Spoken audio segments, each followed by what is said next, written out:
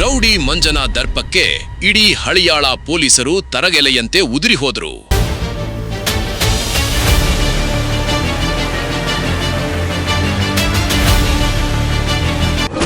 ಒಬ್ಬ ಗೂಂಡ ಇಡೀ ಪೊಲೀಸ್ ಇಲಾಖೆಯ ಘನತೆಯನ್ನೇ ನಡು ರಸ್ತೆಯಲ್ಲಿ ಹರಾಜಾಕ್ತಿದ್ರು.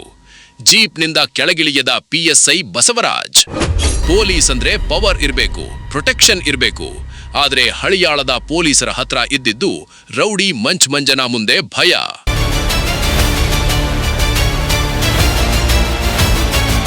ಖಾಕಿ ಅಂದ್ರೆ ಕಾನೂನು, ಖಾಕಿ ಅಂದ್ರೆ ಧೈರ್ಯ, ಖಾಕಿ ಅಂದ್ರೆ ರೌಡಿಗಳ ಪಾಲಿನ ಯಮರಾಜ.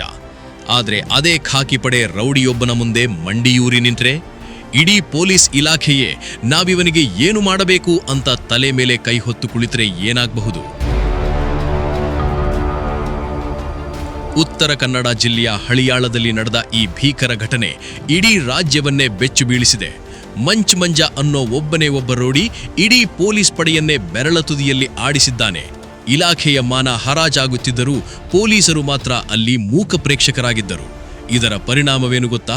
ಸಿಟ್ಟಿಗೆದ್ದ ಹಿರಿಯ ಅಧಿಕಾರಿಗಳು ಹಳಿಯಾಳದ ಪಿಎಸ್ಐ ಬಸವರಾಜ್ ಅವರನ್ನು ಸಸ್ಪೆಂಡ್ ಮಾಡಿದ್ದಾರೆ ಮತ್ತು 8 ಪೊಲೀಸರನ್ನು ರಾತ್ರೋರಾತ್ರಿ ವರ್ಗಾವಣೆ ಮಾಡಲಾಗಿದೆ.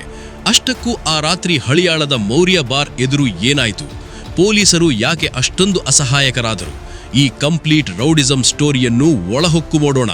ಅದು ಭಾನುವಾರ ತಡರಾತ್ರಿ ಹಳಿಯಾಳದ ಮೌರ್ಯ ಬಾರ್ ಆವರಣ. ಇಡೀ ಪಟ್ಟಣ ನೆಮ್ಮದಿಯಿಂದ ನಿದ್ರಿಸುತ್ತಿದ್ದರೆ ಅಲ್ಲಿ ಮಾತ್ರ ರೌಡಿ ಮಂಜ ಅನ್ನೋ ಉನ್ಮಾದ ತಲೆಗೇರಿದ ರೌಡಿ ಶೀಟರ್ ಅಟ್ಟಹಾಸ ಶುರು ಮಾಡಿದ್ದ. ಮೈ ಮೇಲೆ ಶರ್ಟ್ ಇಲ್ಲದೆ ಮದ್ಯದ ಅಮಲದಲ್ಲಿ ಸಾರ್ವಜನಿಕರ ಮೇಲೆ ಗಲಾಟೆಗೆ ಇಳಿದಿದ್ದ. ಜನ ಹೆದರಿ ಓಡುತ್ತಿದ್ರು. ತಕ್ಷಣವೇ ಸ್ಥಳೀಯರು ಪೊಲೀಸ್ ಕಂಟ್ರೋಲ್ ರೂಮ್ಗೆ ಫೋನ್ ಮಾಡ್ತಾರೆ. 2 ಕಾನ್ಸ್ಟೇಬಲ್ಗಳಾದ ನಂದೀಶ್ ಮತ್ತು ಅಶೋಕ್ ಸ್ಥಳಕ್ಕೆ ಬರ್ತಾರೆ. ಆದ್ರೆ ಅಲ್ಲಿ ಕಾಯ್ತಾ ಇದ್ದಿದ್ದು ಅಸಲಿ ಶಾಕ್. ಪೊಲೀಸರನ್ನು ನೋಡಿದ ತಕ್ಷಣವೇ ಈ ರೌಡಿ ಮಂಜ ನಡು ರಸ್ತೆಯಲ್ಲೇ ಪೊಲೀಸರ ಕಾಲರ್ ಹಿಡಿದು ಎಳೆದಾಡಲು ಶುರು ಮಾಡ್ತಾನೆ. ಜೀವ ಬೆದರಿಕೆ ಹಾಕ್ತಾನೆ. ಒಬ್ಬ ರೌಡಿ 2 ಪೊಲೀಸರನ್ನು ನಡು ರಸ್ತೆಯಲ್ಲಿ ಅರೆನಗ್ನವಾಗಿ ನಿಂತು ಹೆದರಿಸುತ್ತಿದ್ದರು. ಆ ಕಾನ್ಸ್ಟೇಬಲ್ಗಳು ಮಾತ್ರ ಏನೂ ಮಾಡಲಾಗದೆ ನಿಂತಿದ್ದರು.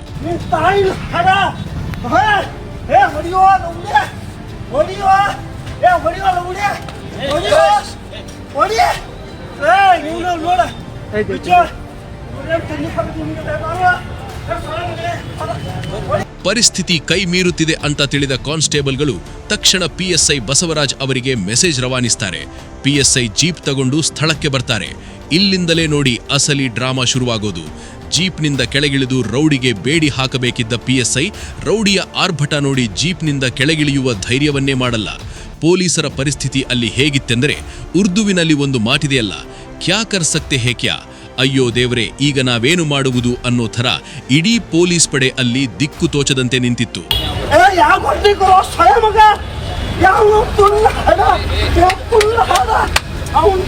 ಕಾನೂನು ಕೈಗೆತ್ತುಕೊಂಡ ರೌಡಿಗೆ ಲಾಠಿ ರುಚಿ ತೋರಿಸಬೇಕಾದ ಖಾಕಿ ಪಡೆ ಆತನ ಕಾಲಬುಡದಲ್ಲಿ ಕೈಕಟ್ಟಿ ನಿಂತಿತ್ತು. ರೌಡಿಯ ನರಕ ಸದೃಶ್ಯ ಅರಚಾಟಕ್ಕೆ ಹೋಗಿತ್ತು. ಕೊನೆಗೆ ಪರಿಸ್ಥಿತಿ ನಿಭಾಯಿಸಲು ಸಾಧ್ಯವಾಗದೆ ಪಿಎಸ್ಐ ಬಸವರಾಜ್ ಅವರು ರೌಡಿಯಲ್ಲೂ ಅಲ್ಲಿಯೇ ಬಿಟ್ಟು ಜೀಪ್ ತಗೊಂಡು ವಾಪಸ್ ಸ್ಟೇಷನ್ಗೆ ಓಡಿ ಹೋಗ್ತಾರೆ. ಇಂತಹ ನಾಚಿಕೆಗೇಡಿನ ಘಟನೆ ಪೊಲೀಸ್ ಇತಿಹಾಸದಲ್ಲೇ ಎಲ್ಲೂ ನಡೆದಿರಲಿಕ್ಕಿಲ್ಲ.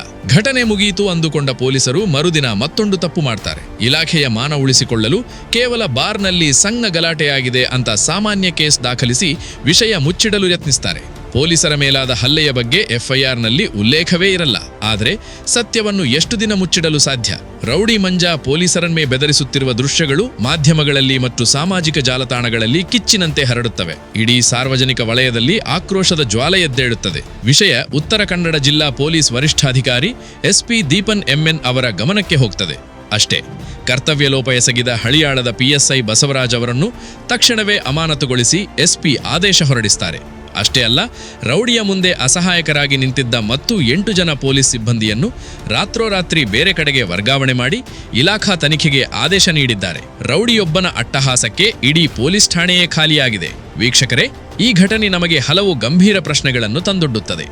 ರಕ್ಷಣಾ ಕವಚವಾಗಬೇಕಾದ ಪೊಲೀಸರೇ ರೌಡಿಗಳಿಗೆ ಹೆದರಿ ಓಡಿದರೆ ಜನಸಾಮಾನ್ಯರ ಗತಿಯೇನು? ಪೊಲೀಸರ ಕೈಯಲ್ಲಿರುವ ಲಾಠಿ ಮತ್ತು ಬಂದೂಕುಗಳು ಕೇವಲ ಅಲಂಕಾರಕ್ಕಾಗಿಯೇ. ರೌಡಿಗಳ ಮುಂದೆ ಪೊಲೀಸರು ಕ್ಯಾ ಕರ್ಸೇವು ಹೋಗಿಯಾ ಅಂತ ಅಸಹಾಯಕರಾಗಿ ನಿಂತರೆ ಸಮಾಜದಲ್ಲಿ ಕಾನೂನಿಗೆ ಬೆಲೆ ಎಲ್ಲಿದೆ? ಪಿಎಸ್ಐ ಸಸ್ಪೆಂಡ್ ಆಗಿದ್ದಾರೆ, ಪೊಲೀಸರು ವರ್ಗಾವಣೆಯಾಗಿದ್ದಾರೆ. ಆದರೆ ಆ ರೌಡಿ ಮಂಜನಿಗೆ ಇಲಾಖೆ ಯಾವ ತರಹದ ಬುದ್ಧಿ ಕಲಿಸಬೇಕು? ಪೊಲೀಸರ ಈ ಅಸಹಾಯಕ ವರ್ತನೆ ಮತ್ತು ರೌಡಿಯ ಈ ಅಟ್ಟಹಾಸದ ಬಗ್ಗೆ ನೀವೇನಂತೀರಾ? ನಿಮ್ಮ ಆಕ್ರೋಶವನ್ನು ಕೆಳಗಿನ ಕಮೆಂಟ್ ಬಾಕ್ಸ್ನಲ್ಲಿ ಮುಕ್ತವಾಗಿ ಬರೆದು ತಿಳಿಸಿ. ಈ ವಿಡಿಯೋ ಇಷ್ಟವಾಗಿದ್ರೆ ಶೇರ್ ಮಾಡಿ, ಸಬ್ಸ್ಕ್ರೈಬ್ ಆಗೋದನ್ನ ಮರಿಬೇಡಿ. ಜೈ ಹಿಂದ್.